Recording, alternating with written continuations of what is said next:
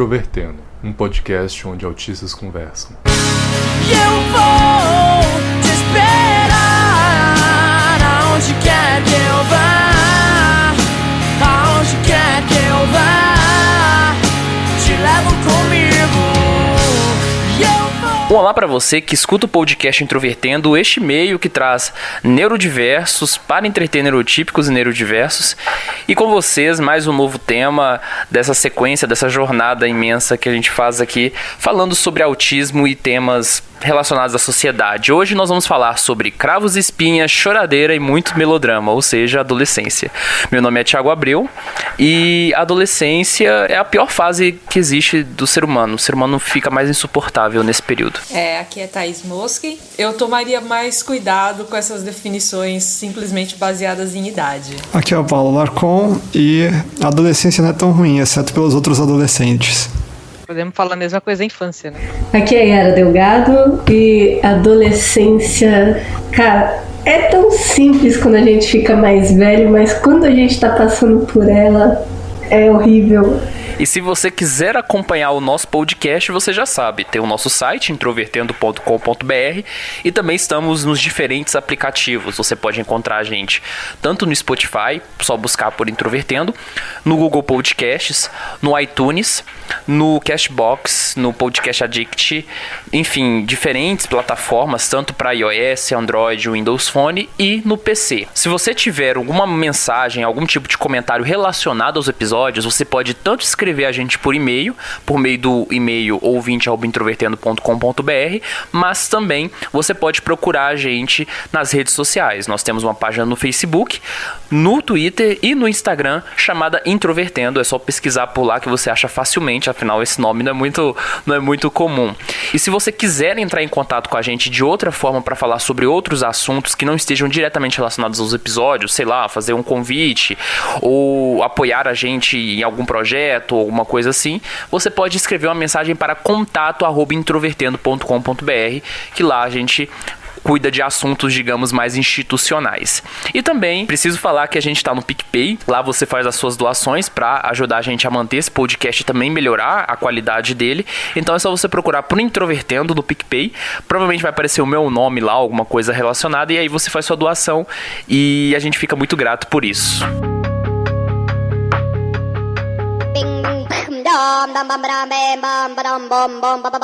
What's going on?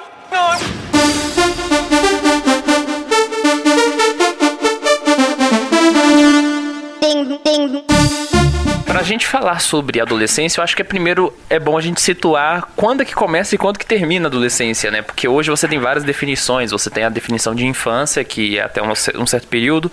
Aí você tem a chamada pré-adolescência, que não é infância ao mesmo tempo e não é adolescência ao mesmo tempo O que eu acho que basicamente é um consenso é que a adolescência termina aos 18, né?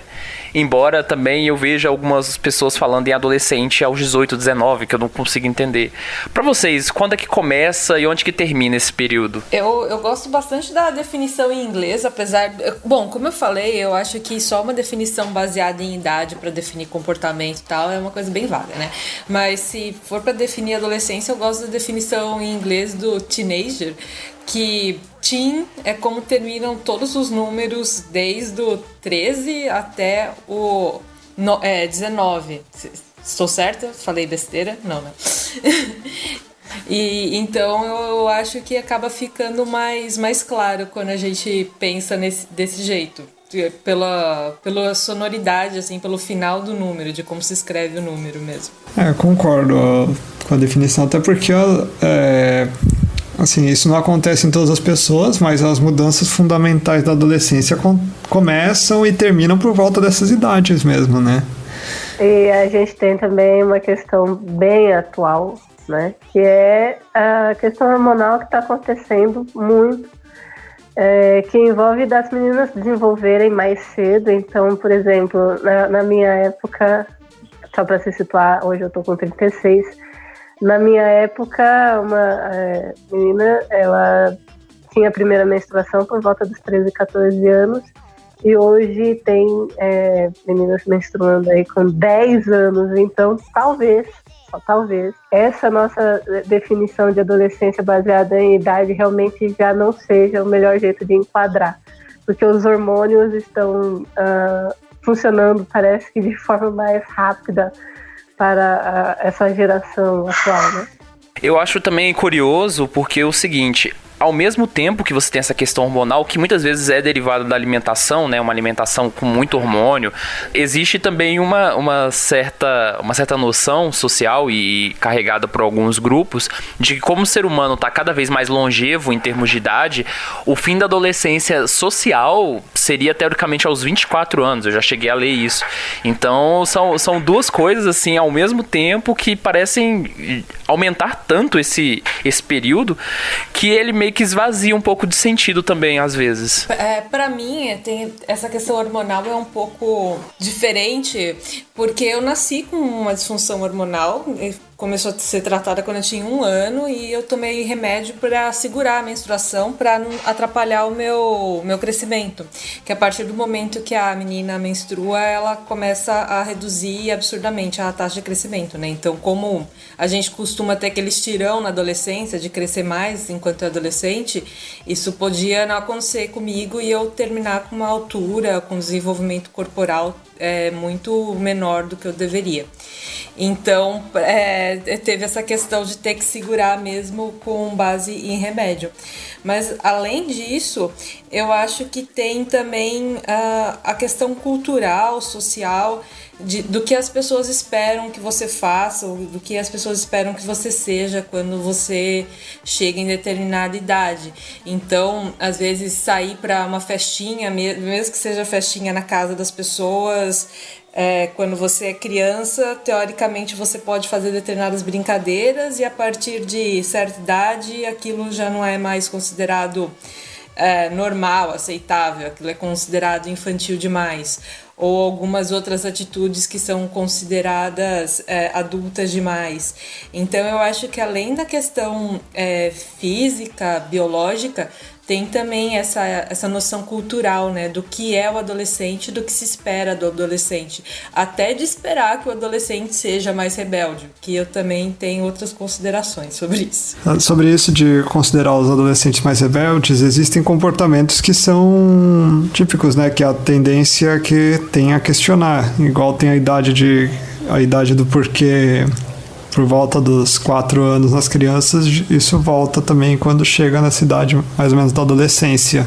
Isso pode estar um pouco na raiz do porquê que tende-se a ser mais rebelde na adolescência, mas isso também varia de pessoa para pessoa. Eu conheço pessoa que continua sendo rebelde depois dos 25 anos, então...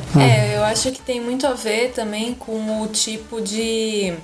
com quanto você conversa com as pessoas ou descobre informações fora da sua casa, né? Porque, em geral, claro que existem diversas exceções, mas em geral, quando a gente é criança, os nossos pais ou nossos avós ou quem quer que cuide da gente, sejam pais biológicos ou não, os nossos tutores, nossos tios... quem quer que seja, são as nossas referências. Então, a gente pode fazer uma pergunta e eles serem nossas referências. Em alguns outros casos, vão ser os professores. Obviamente, existem casos em que são pessoas de fora da família, o que também não é problema nenhum. Mas com o tempo, eu acredito que a gente vai ampliando cada vez mais esse número de referências, sejam outros colegas, sejam coisas que se vê na televisão ou que se lê em um livro. Às vezes, simplesmente você parar para pensar sobre um comportamento faz com que você tenha ideias diferentes de quem está ao seu redor. E acho que tudo isso acaba levando a essa, entre aspas, rebeldia. Não concordo totalmente com esse termo também. Eu acho que aí a gente chega numa questão muito importante, que como pessoas dentro do espectro, elas têm trajetórias de vida até um pouco atípicas no sentido social, de interações, a identificação sobre esse período da adolescência varia muito. Então, por exemplo, eu tive uma infância bem distinta, assim, no sentido mais lúdico, sabe? Não tive, a impressão que eu não tive tanta brincadeira, tanta coisa quanto a maioria das crianças. E a adolescência também foi um período um pouco devagar, sabe? Então, eu tenho a impressão que, dependendo da sua própria identidade, da sua personalidade, do ambiente familiar, então, se você mora num ambiente em que as pessoas têm uma certa posição com relação às coisas, uma visão de mundo, religião e tudo mais, então tudo isso também vai moldando o indivíduo conforme seus contatos, a como ele vive esse período. Para mim, a adolescência teve algumas fases, né? A primeira fase é que eu queria continuar sendo criança. A segunda fase foi que eu queria me enturmar com as outras pessoas e ser uma pessoa normal. E a terceira fase foi quando me aceitei e toquei o foda-se. E desde então não tive muita mudança em relação a agora. No meu caso, a minha adolescência, o que eu me lembro mais, na verdade, foi mais uma continuidade da parte da infância. Eu sempre estava muito focada em estudar e na adolescência eu mudei de escola para uma escola que tinha um curso de astronomia, que era, na época, meu hiperfoco. Então, o que eu me lembro muito bem era de todo mundo ficar falando em sair e ir pra festinha, mesmo que fossem umas festinhas mais suaves, digamos assim, né? E eu achava meio besteira, queria saber só de estudar mesmo, até o momento que acabei me apaixonando, assim, e aí tive lá meu primeiro relacionamento, e aí fiquei muito, muito sem uma rota, sem saber o que fazer, sem saber o que seguir, né? Porque foi muito brusco. Mas a maior parte da minha adolescência, do que eu me lembro, era focada em estudos, especialmente na astronomia mesmo. E achando as outras pessoas muito idiotas por terem outros interesses. Eu tenho isso em comum com você. Eu também achava as pessoas meio idiotas por darem tanta importância para festas e para esses eventos sociais. Nunca vi muito graça em balada. Então, enquanto meus colegas, isso já vinha desde a sexta série ali, quando eu tinha meus 12 anos, queriam ir pra balada, eu não via graça nisso. Pra mim também era vontade zero, assim. As pessoas falam, mas você não tem vontade de saber como é isso, saber como é aquilo? E eu olhava e falava, não, porque eu deveria ter. É engraçado, isso lembra aquela fase da infância onde a criança vê, assim, às vezes um casal se beijando e fala, credo, que nojo. E aí depois cresce e entra nessa fase, né? Então parece que é preciso ter um amadurecimento de alguma coisa, né, que mistura aí o emocional com o biológico e para ver esse avanço de etapas, né? A minha adolescência foi completamente conturbada. Eu quase me suicidei com 16 anos. Assim, ao ponto de todas as manhãs eu levantava e pensava, eu vou entrar na frente de um carro, porque eu não quero viver assim. E foi horrível. As coisas aconteceram bem rápido pra mim, assim, eu fui bem criançona até os 14 anos. Com 14 anos eu comecei a trabalhar e eu comecei a namorar. Só que era engraçado que eu namorava e ainda brincava com as meninas de pular elástico, de pega-pega, esconde-esconde. E aí teve até umas moças, né, mais velhas, assim, que chegaram em mim, eu me lembro, e falaram, você não pode mais fazer essas coisas são de criança. E eu lembro que eu saí de lá dando risada e pensando, nossa, mas que pessoas idiotas por imaginar isso. Se eu gosto de brincar, vou brincar, ué.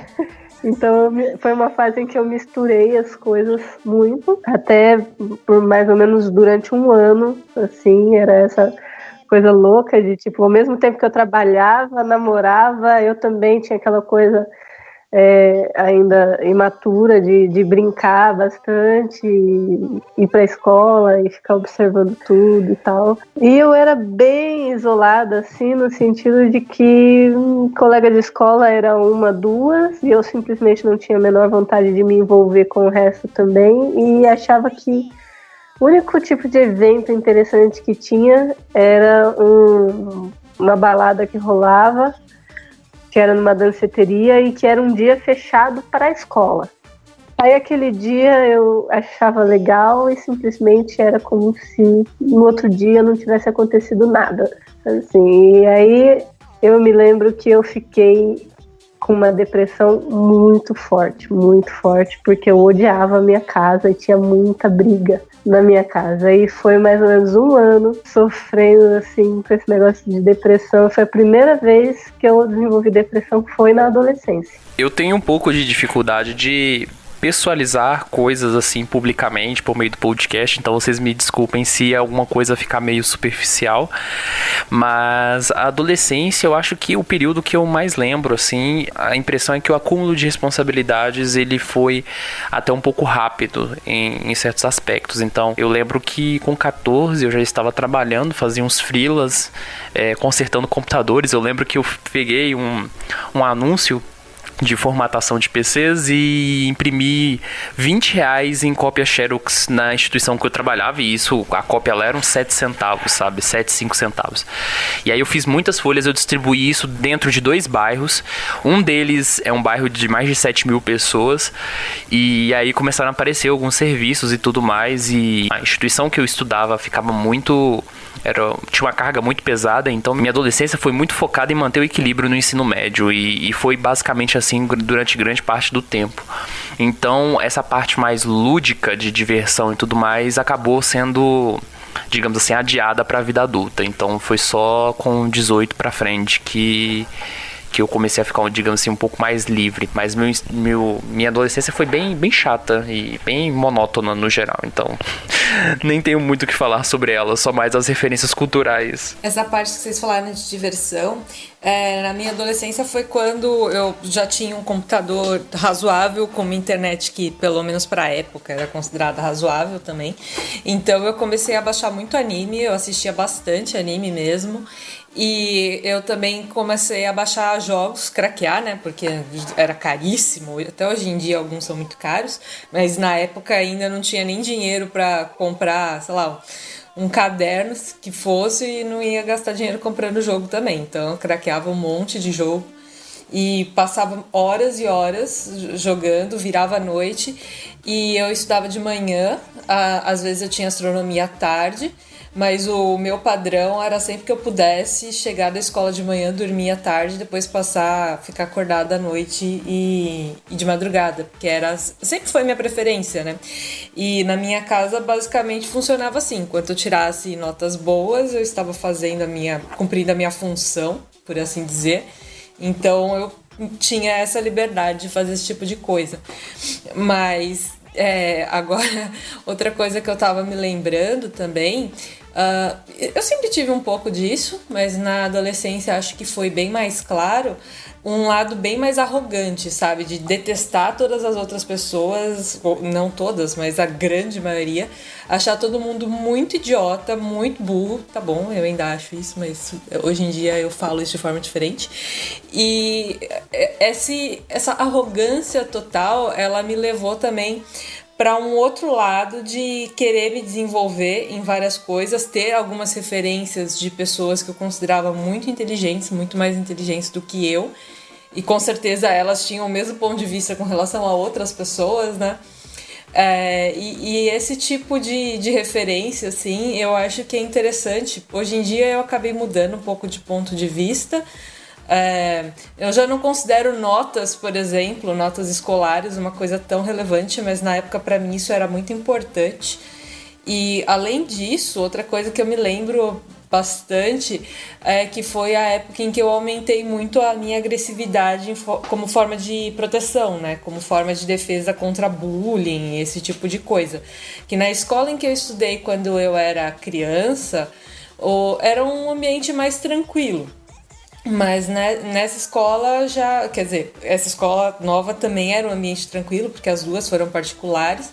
Eu era bolsista e, por incrível que pareça, não tinha nenhum preconceito com relação a bolsistas. Eu até quando entrei achei que teria. Mas tinha muito bullying com quem era mais nerd, com quem gostava de ficar estudando, com quem não era muito sociável. E aí que eu comecei a desenvolver esse lado de defesa agressiva, digamos assim, que funcionou muito bem na minha adolescência inteira.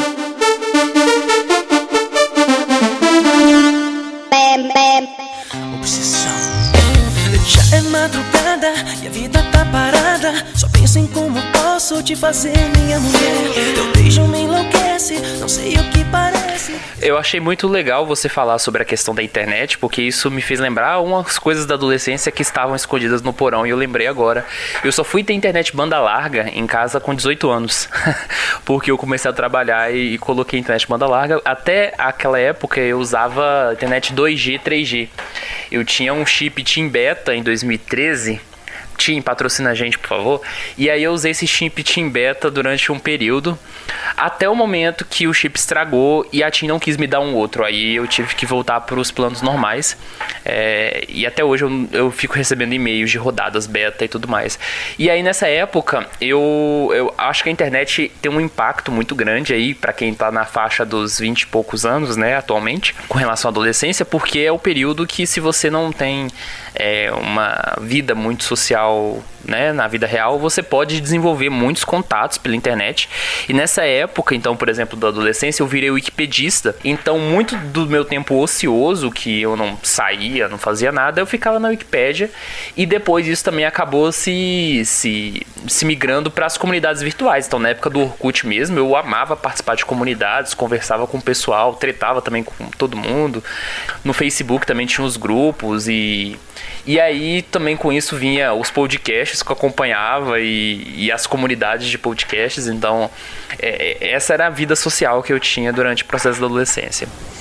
O Thiago, você ainda estava bem com 2G. A maior parte da minha adolescência foi na internet de escada, 56 kbps. Nossa. Eu ainda tô pior que isso, porque eu só pude ter um computador e uma internet por volta dos 22 anos. Eu já tava na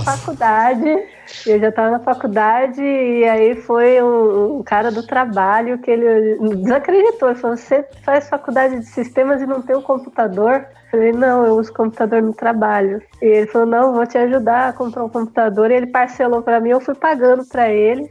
E aí eu consegui ter o meu primeiro computador. Fiquei feliz da vida. Qual sistema operacional que era ele? Era o Windows, cara, acho que era o Windows XP. E assim, eu fui muito cagada, desculpa a palavra, mas eu peguei um vírus logo no primeiro dia, tive que formatar o PC. Ainda bem que eu sabia fazer essas coisas, né? Porque pelo trabalho, assim, eu fuçava bastante, eu era muito interessada, então eu aprendi o máximo que eu podia mesmo, mas eu me lembro de que eu fiquei morrendo de raiva logo no primeiro dia de ter o meu computador. Eu peguei um vírus.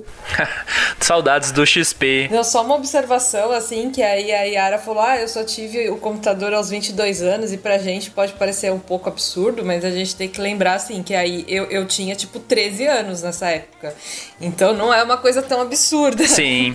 E você falou do Windows XP, saudade do XP. O primeiro Windows que eu usei foi o 98. Eu tinha uma prima que tinha um PC bem antigo, que ela usava o Office 97 com o Windows 98 e tinha um translator. E eu achava a coisa mais moderna da humanidade. E eu usava muito disquete também. Só que como eu não tinha computador em casa, eu ficava usando disquete em Lan House. E aí, no caminho de casa até a Lan House, o disquete estragava, era um inferno. Meu primeiro computador foi um Windows Millennium, tá? Nossa, que inferno. Odeio o Windows Millennium com toda a minha força. Olha, pra mim o Windows XP ainda é o melhor. Nossa, por muito tempo eu usei o XP também, só por gostar dele. O XP foi o mais estável, eu acho que até hoje, que a Microsoft já fez. Mas o Millennium também, disparado, era o pior de todos. Eu na época do ensino médio, eu era muito apaixonado por usar sistemas operacionais antigos. Então, eu usava o Windows 2003, fazia um monte de testes. E eu lembro que eu instalei o Millennium no emulador. E a primeira vez que eu usei, ele demorou meia hora pra abrir. E aí, uma vez, ele deu tela azul e não funcionou mais. Ele era muito horrível. Eu não tive esse azar da tela azul eterna, não, mas eu tive meus perrengues com meu computador. Eu acho que o caso do Millennium é muito parecido depois que acontece com Vista, né? As pessoas usavam o novo sistema, achavam um lixo e faziam o downgrade para a versão anterior. Então as pessoas voltavam para o XP, e no caso do Millennium as pessoas voltavam para o 98, porque o 98 era maravilhoso. Eu gostei do Windows falando do Vista aqui, eu gostei do Windows NT. Ele não dava muito problema também. É o 2000? Eu tive o Windows Vista e eu não tive problemas. Não, o Windows 2000 era outro, né? Tinha o 2000 e tinha o NT. Ah, sim, eu não cheguei a conhecer o NT, eu achei que o 2000 era o NT também. Eu acho que o NT foi antes. Eu acho que o NT é antes do 2000. Aham. Eu tenho um computador aqui bem antigo, que ele tem umas peças de 99, 98, que eu tava usando o Windows 2000 nele. O 2000 é muito estável também, era muito bom. O problema do Vista é porque o Vista era muito pesado. Eu lembro que na época, quando ele saiu em 2006... Pra você ter um computador pra rodar o Vista bem, você tinha que ter 2 GB de memória RAM, o que era muito pra época. O meu PC mesmo que eu tinha em casa, que eu tinha acabado de comprar, era 512 MB. Então era um negócio assim, extremamente pesado. E o próprio Windows 7, que sai depois, ele é muito mais leve, né? O Vista, até hoje, quando eu vou usar em algum emulador só pra ver como é a interface dele, até hoje ele é muito pesado, que eu acho, assim, bizarro. Então, eu acho engraçado falar que naquela época ele precisava de 1 GB de RAM, porque eu lembro que naquela época era muito raro alguém ter 1 GB de RAM, de fato, pelo menos no meio em que eu vivia. Pior é 2 gigabytes, aham. Nossa. É engraçado que eu ainda lembro quando eu coloquei 1 GB de HD, que pra mim era incrível. Eu não lembro qual era a RAM naquela época. Devia ser 256, sei lá. Eram uns pentinhos de memória, assim, que era o tamanho de um dedo, né? Então, aí... Você olha o dedo médio, assim, da mão, era uns pentes de memória, assim, quase do tamanho do nosso dedo. Isso, essa conversa aqui me lembrou, sei que não tem a ver com a adolescência, me desculpem, mas é que eu achei engraçado quando minha mãe me contou, porque minha mãe, ela passou em um concurso público para analista de sistemas, quando ela nunca tinha visto um computador na vida. Tinha perguntas sobre computadores, né, na prova de concurso. Aí ela leu o que era um computador, leu como funcionava um computador e fez a prova. E ela passou, caramba, ela é muito boa, então. Passou. Mas voltando um pouco lá pro assunto de como foi a adolescência, né? Porque eu acho que a gente tá saindo do foco, né? Existe adolescência sem computador. Não sei como eu sobrevivi, foi por isso. Eu não sei como teria sido minha adolescência sem um computador, porque como o Thiago falou, essa questão de comunidades virtuais, pra mim sempre foi muito mais fácil me relacionar com comunidades virtuais, seja na época de fóruns. Orkut eu não usei muito, eu usei bastante aqueles fóruns mesmo de internet que eu gostava bastante. Não costumava ter muita treta nos que eu frequentava, mas às vezes eu resolvia ficar enchendo o saco de alguém, assim, mais na brincadeira. E aí, como que era? Era Flooder, né, que o pessoal chamava.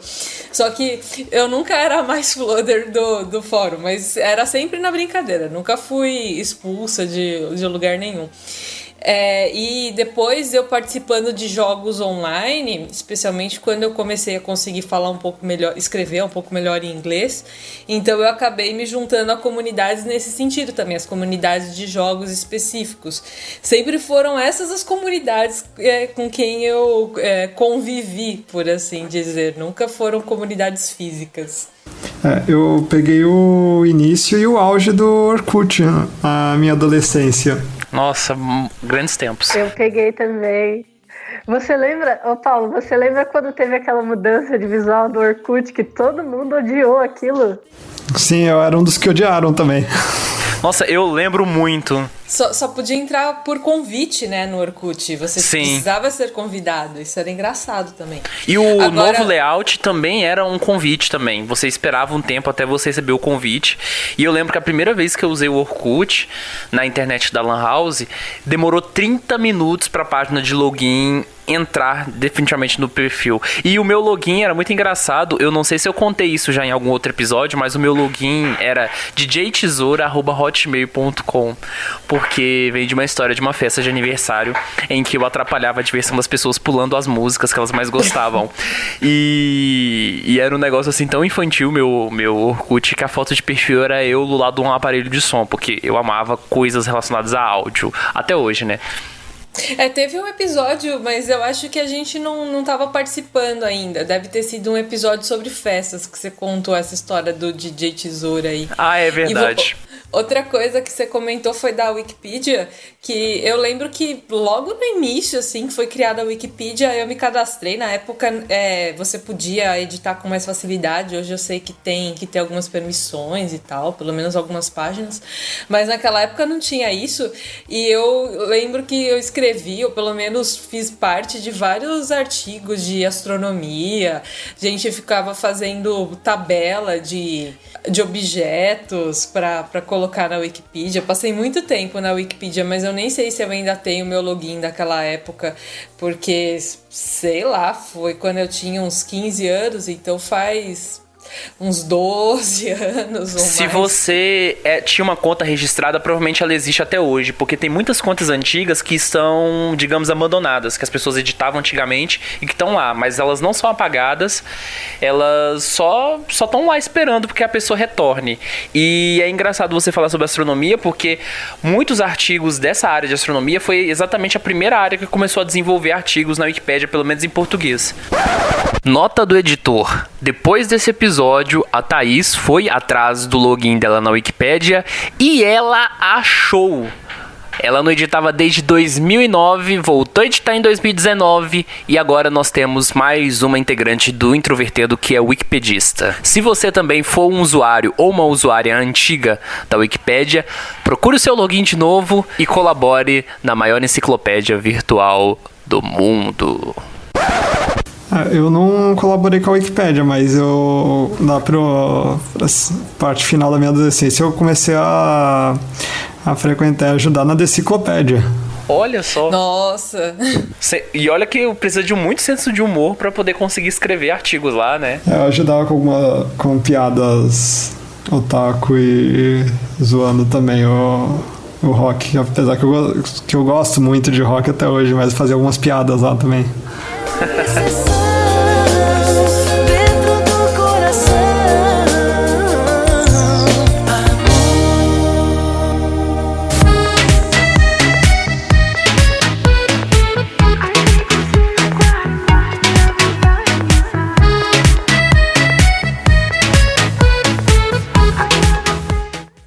Eu queria voltar nesse tópico, a importância da música na adolescência, né?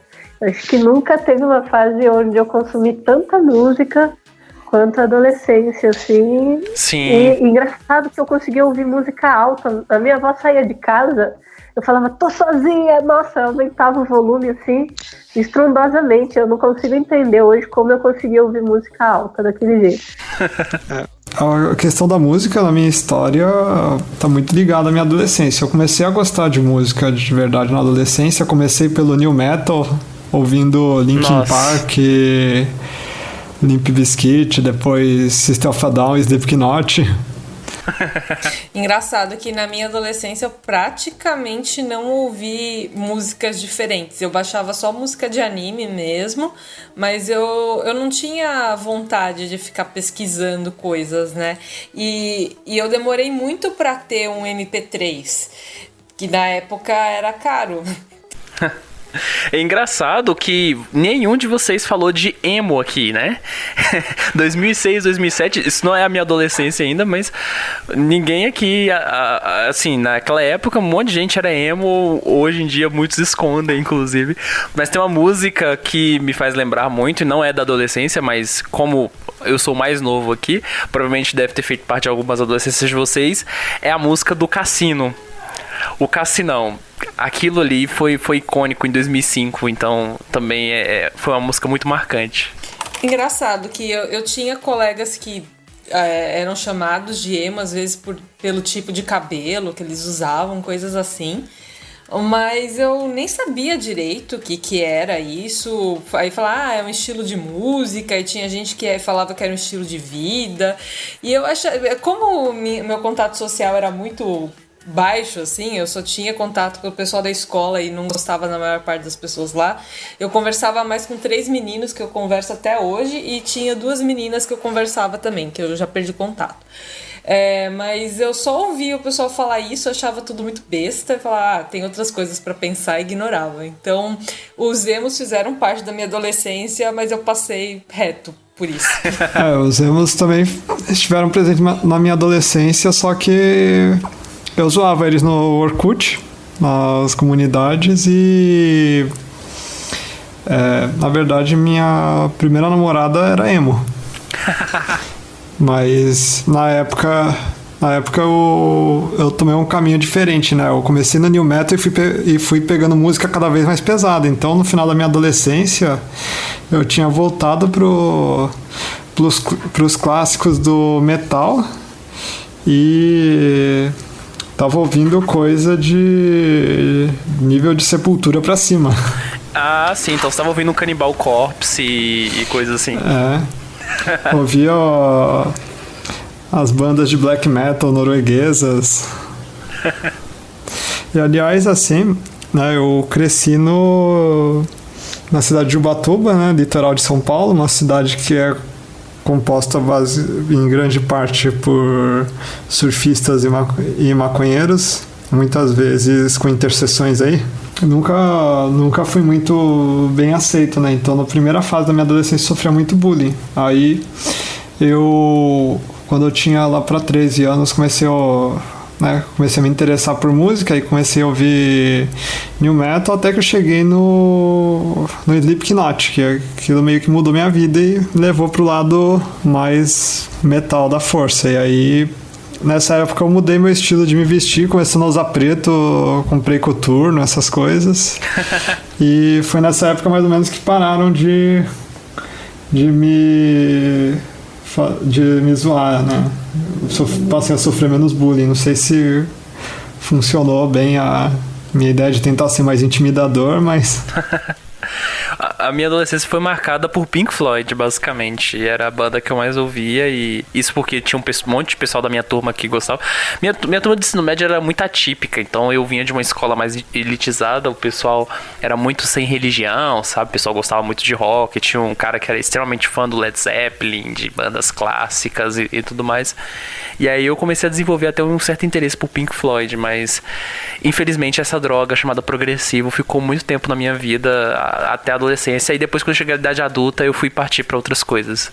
Uma coisa que eu notei também da minha adolescência, como eu comecei a trabalhar aos 14, eu passei a estudar à noite, e para mim isso foi a glória, porque eu detestava a minha sala de aula.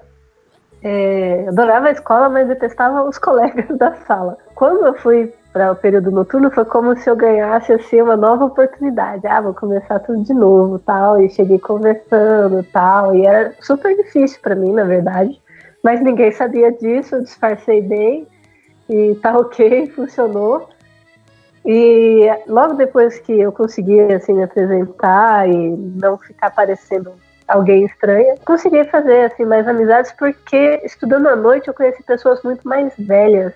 E aí foi drástica a mudança, porque eu simplesmente não sentia nenhuma vontade de me envolver com pessoas da minha idade. Acho que por isso que eu era tão assim, de ficar mais isolada. Mas com pessoas mais velhas eu conseguia desenvolver as conversas e tal, e eu gostava e me sentia bem. Foi só aí que eu comecei a me entrosar.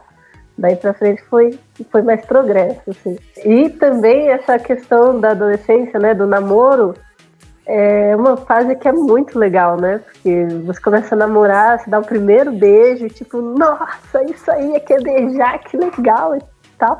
E eu, cara, vocês vão dar risada, mas eu lembro que eu treinei na mão pra aprender a beijar. Falei, vou beijar a primeira vez, eu tenho que saber beijar, não pode babar. E eu lembro que eu treinei na mão. E aí rolou o primeiro beijo e tal, e foi legal, o primeiro namoradinho. Aí você descobre umas coisas novas, né? Um pouco mais assim, ousadas. E sente o primeiro arrepio, é uma coisa muito louca, assim. Que, tipo, é uma descoberta e é uma coisa que eu acho que é muito legal da adolescência, assim. Eu não tenho boas lembranças dessa parte.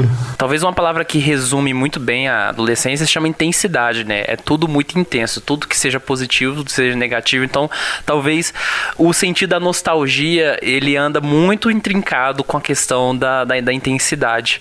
Tudo é muito louco, assim, tudo é muito novo, tudo, né? Eu já não tive essa sensação de tudo muito novo, exceto realmente meu primeiro beijo foi na adolescência, Mas para muitas pessoas que eu conheço não foi, então se você está ouvindo isso e está chateado porque fala, pô, mas eu passei a adolescência... Ó, eu conheço muita gente que não teve isso. O meu, na verdade, foi bem inesperado. Até hoje eu lembro que ele tinha gosto de ovo, mas eu achei bom de qualquer forma. E eu não tinha nenhuma curiosidade. O quê? Que horror! Mas é o que eu me lembro, assim, sabe? Até hoje eu relaciono com gosto de ovo. E como eu falei, não achei ruim. Não é pior do que aquele que eu contei, acho que no episódio de sofrência, né? Então, eu não posso julgar.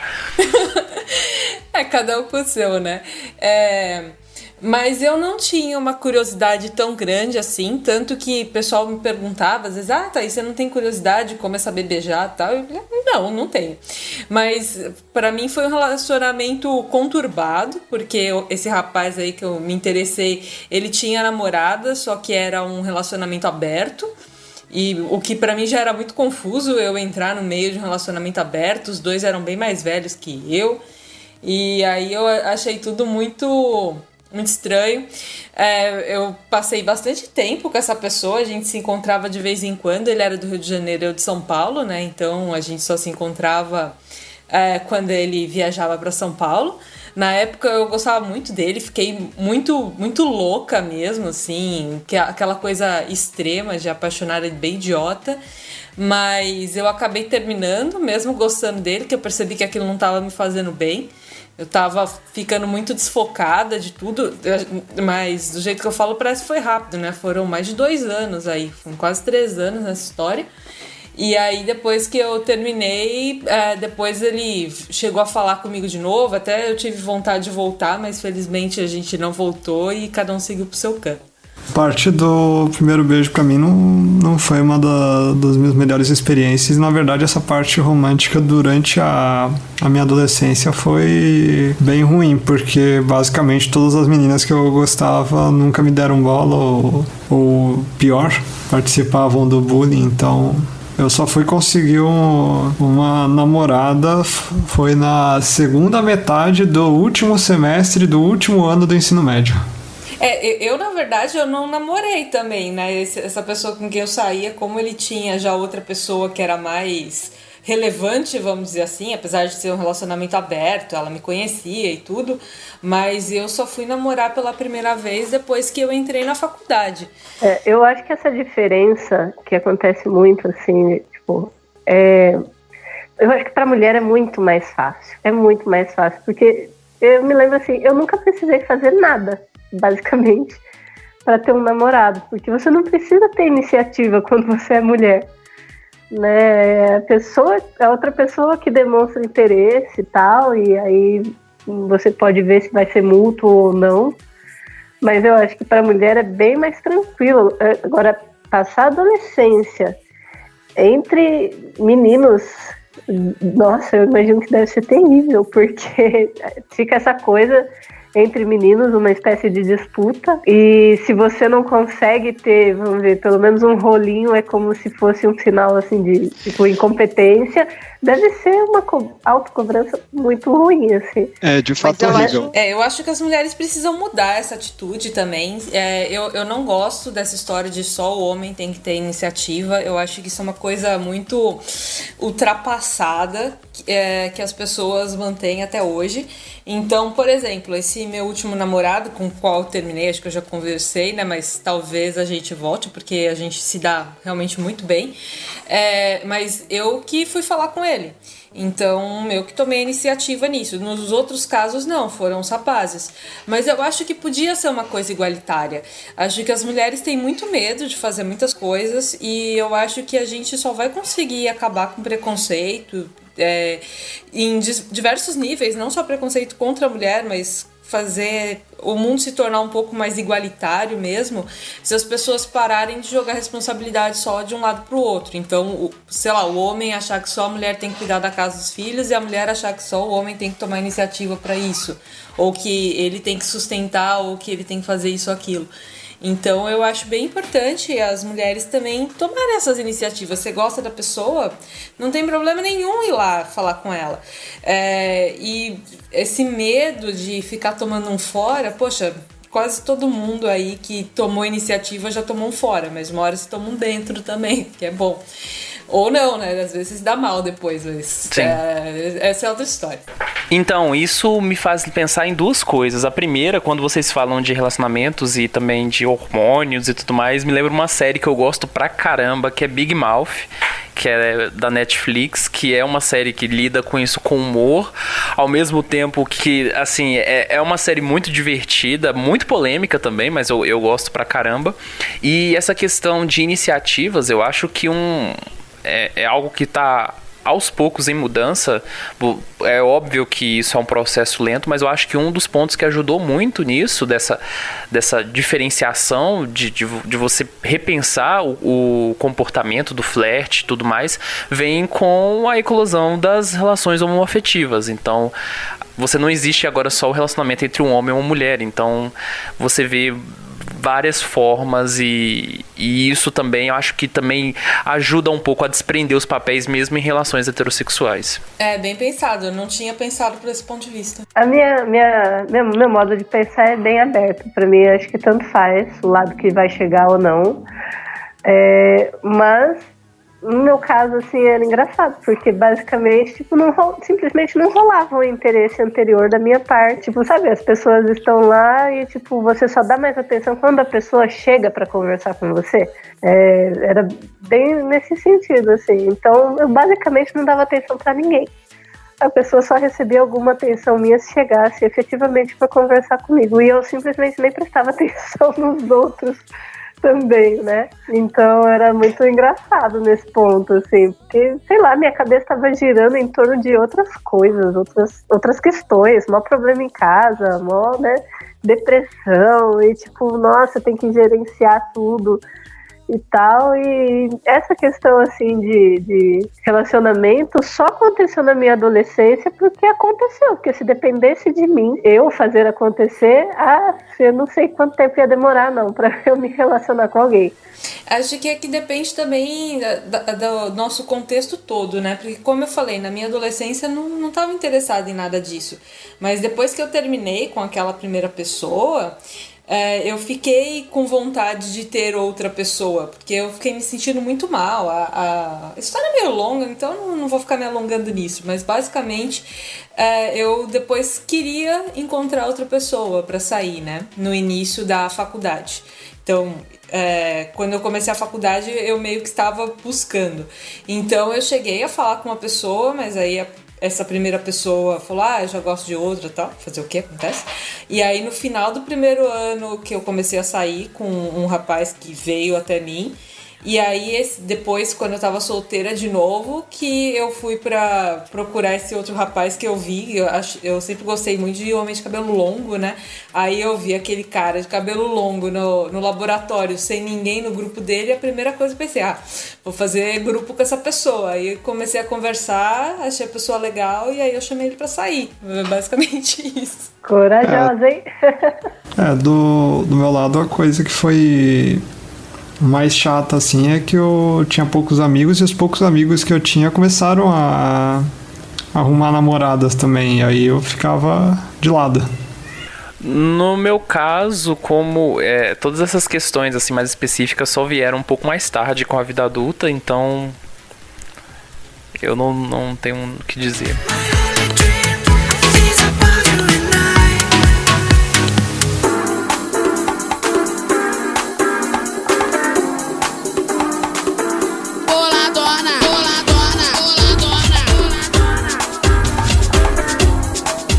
Aí no final da adolescência teve a questão dos vestibulares, né? Ah, verdade. Eu comecei a me preocupar de verdade com o vestibular no terceiro ano e comecei a estudar pra valer, pra tentar passar em alguma faculdade, e aí que terminou a fase de tentar me enturmar com as pessoas, e aí que eu comecei a ficar cada vez mais nerd. Que até então eu não gostava desse rótulo, aí eu comecei a abraçar isso. Eu, como tinha comentado, sempre fui muito focada em estudar, tanto na minha infância quanto na minha adolescência. Então, pra mim, o vestibular, quando chegou, era uma coisa tranquila. Eu, na verdade, comecei a fazer vestibular na 8ª série, porque eu queria já saber como era. Então, na 8ª série, eu fiz o curso mais fácil possível para ver se eu ia para a 2ª fase, eu não fui. No primeiro ano do ensino médio, eu consegui ir para a 2ª fase, para ver como era a 2ª fase mesmo. No segundo ano, eu queria ir para a 2ª fase na área de exatas, então eu peguei o curso mais fácil de exatas, só para ver de novo como era a 2ª fase de exatas. E aí no terceiro ano eu passei porque, bom, quando você passa 10 anos estudando vestibular, é bem diferente de quando você faz um ano no terceiro ano do ensino médio ou um ano de cursinho, né? Então, para mim, era só mais uma prova no meio da minha vida. Só que entra naquilo também, que foi um ano conturbado, já que eu tinha terminado lá com o meu primeiro relacionamento, justamente para aquilo não me atrapalhar pro vestibular. O vestibular que eu tentei fazer de cara no ano que eu tentei estudar por conta própria foi o do ITA.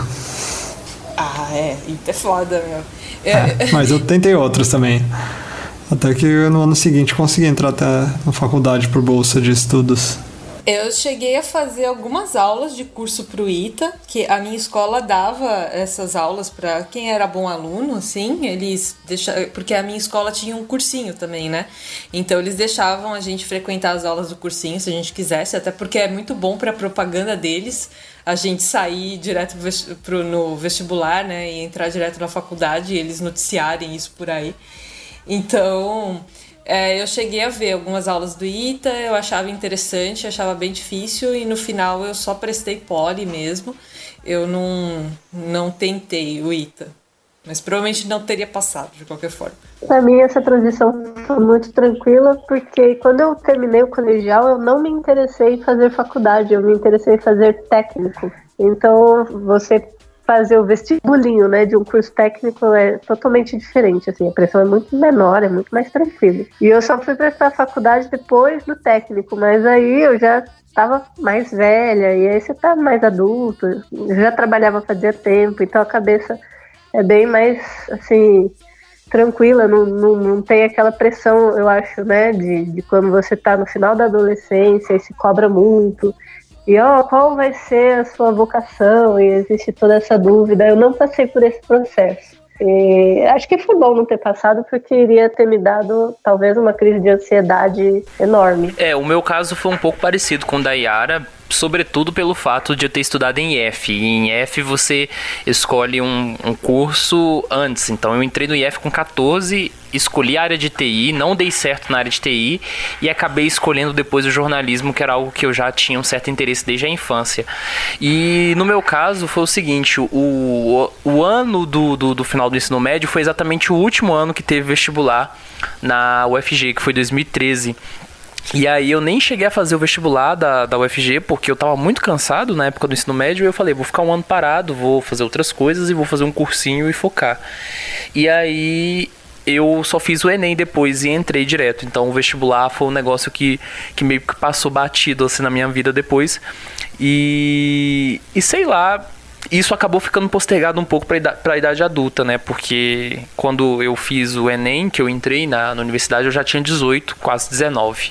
Eu entrei logo seguido do ensino médio, só que eu fui fazer mecatrônica porque eu queria trabalhar com robôs, eu gostava de robôs. Apesar que eu também tinha vontade de fazer a engenharia aeronáutica, mas eu sabia que só tinha o ITA e não ia conseguir passar lá, então pensei, talvez conseguisse algum trabalho nessa área, mas só depois de formado no curso mesmo, eu peguei gosto pelas matérias de computação e só depois que eu pivotei para TI, mas isso depois de formado já. Uma coisa que aconteceu na minha adolescência também foi que no meio dessa história aí de astronomia, eu fui pra Índia, né, na Olimpíada de Astronomia, e aí tudo pago pela escola, uma maravilha nesse aspecto.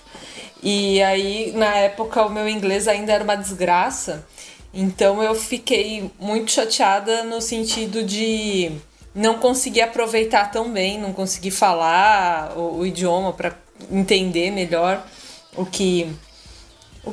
como as outras pessoas, outros países pensavam, né? Eu acho que é o tipo de experiência que é bem interessante. Eu sei que não está relacionado diretamente à adolescência, só aconteceu na minha, no caso, mas eu acho que a gente procurar falar com pessoas de outros países para entender contextos diferentes é sempre muito válido. Toda vez quando você fala de outro país, sempre tem muitas especulações, às vezes até algumas coisas bem preconceituosas. É verdade que a água da Índia ela é insalubre a ponto que você, ao viajar para lá, você tem que levar a sua água? Olha, a gente não levou nossa água não, mas lá na Índia, o pessoal, os indianos que nos receberam falavam muito especificamente pra gente não tomar água de nenhum lugar. Eles davam garrafinhas pra gente de água fechadas e falavam, você pode pegar quantas garrafinhas aqui você quiser, pode levar, mas não tome água por aí. Então, eu me lembro bastante dessa instrução. Eu lembro até que eu trouxe para o Brasil, acho que até hoje eu tenho guardado lá na casa da minha mãe, garrafinha da água da Índia, né? Oh. Tinha isso. E uma coisa que eu acho interessante, na época eu fiquei muito irritada, assim, com a viagem em si, até porque as outras Olimpíadas dos outros anos tinham sido na Rússia, outros países que eu achava mais interessantes. Mas uma coisa da Índia que me marcou, e eu só reparei muitos anos depois, é que o pessoal cuidava muito da gente, assim, eles se preocupavam muito que a gente ficasse bem e que a gente tivesse o que a gente queria. Às vezes, então uma coisa que aconteceu uma vez é que eu gostava muito de tomar leite gelado com sucrilhos de manhã. E lá o leite, ele era fervido na hora, ele não era pasteurizado que nem o nosso, né? Então não dava para eles terem o leite gelado, geralmente. Eles pegavam o leite, ferviam e serviam pra gente. E aí eu fiquei um tempão explicando pro moço que eu queria leite gelado e ele não tava entendendo. Aí ele falou, beleza, agora entendi. E sumiu e não voltava nunca. E falou que ia trazer o tal do leite gelado. Ele tinha colocado o leite no freezer para trazer para mim.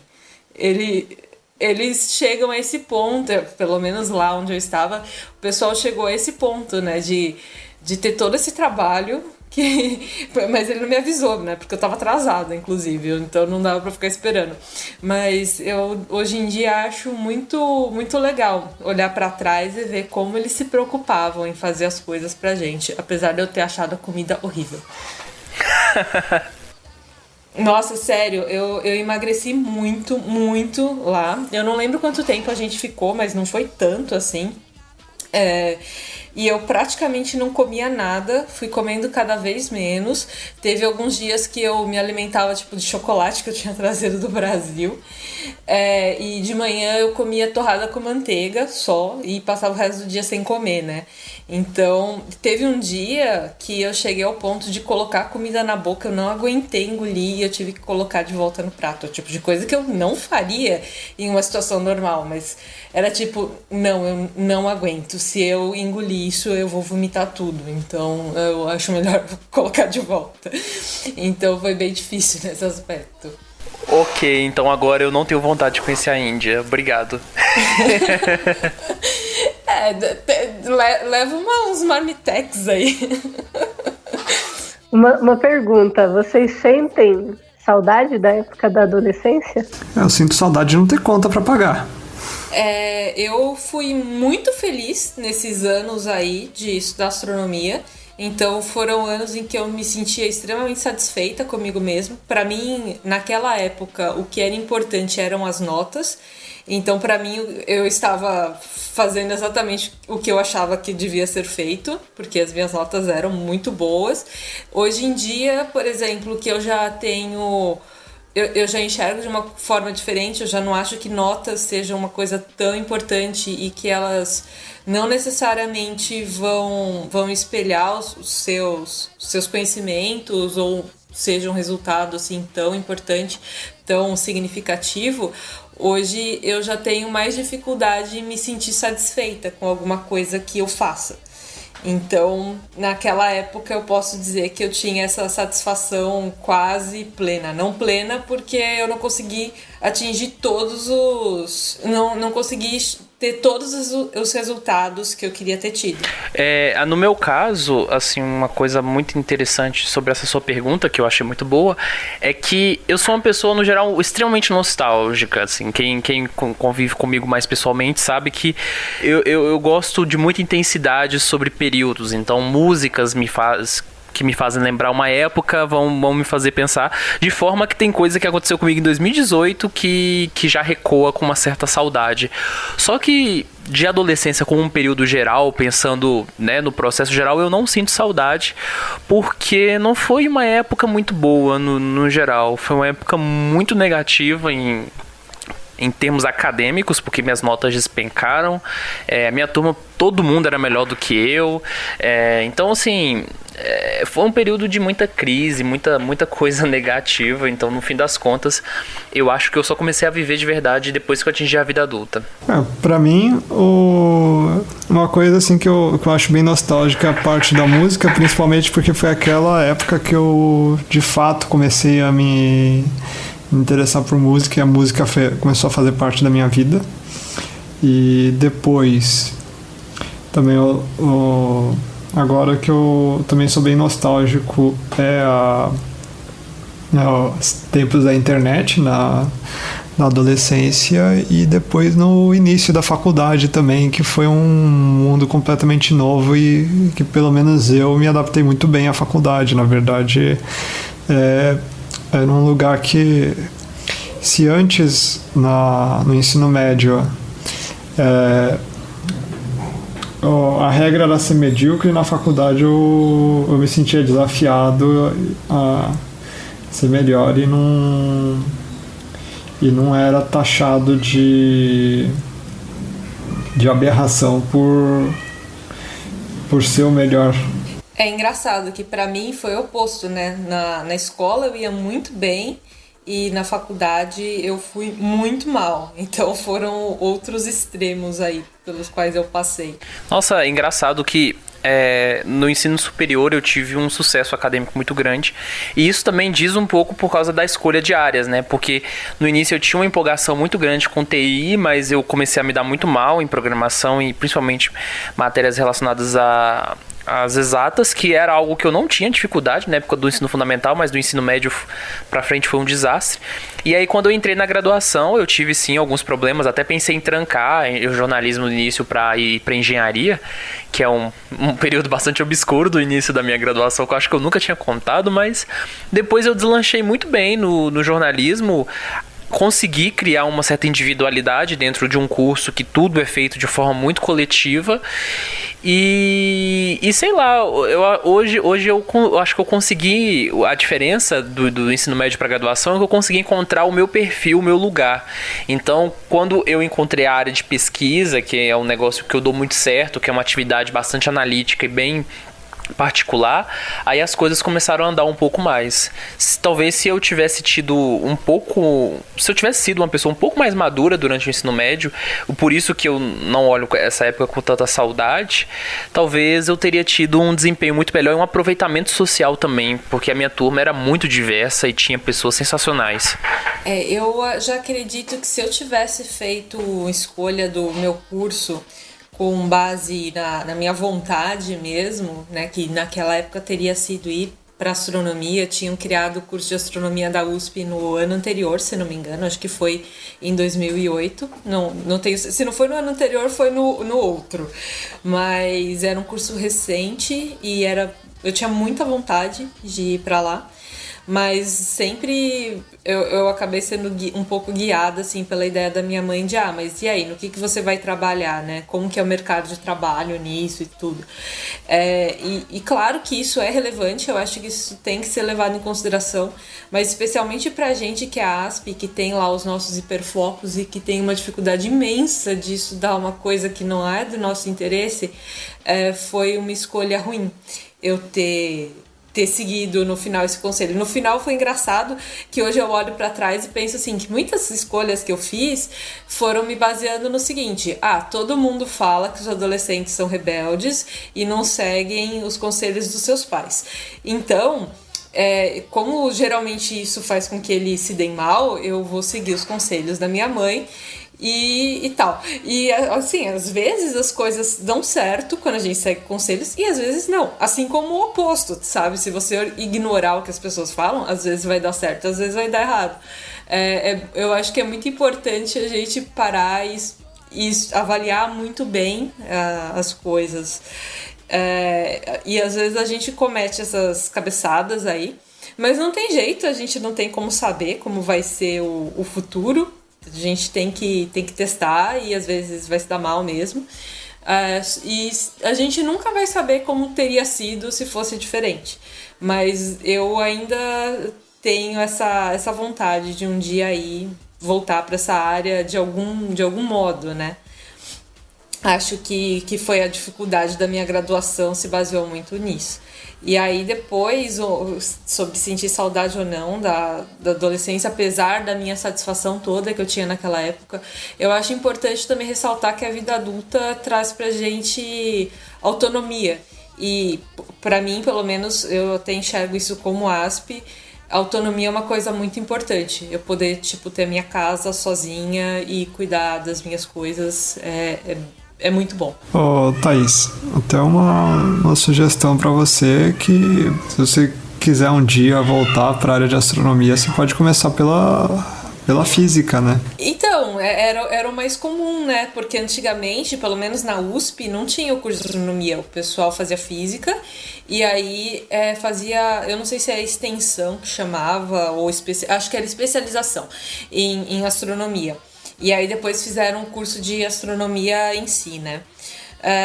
Mas aí eu teria que pensar assim, se eu faria isso para trabalhar na área e para trabalhar como o quê? Porque eu não iria querer ser professora. E é uma área que é basicamente formada por pesquisadores e professores, né? Eu já não gosto dessa interação.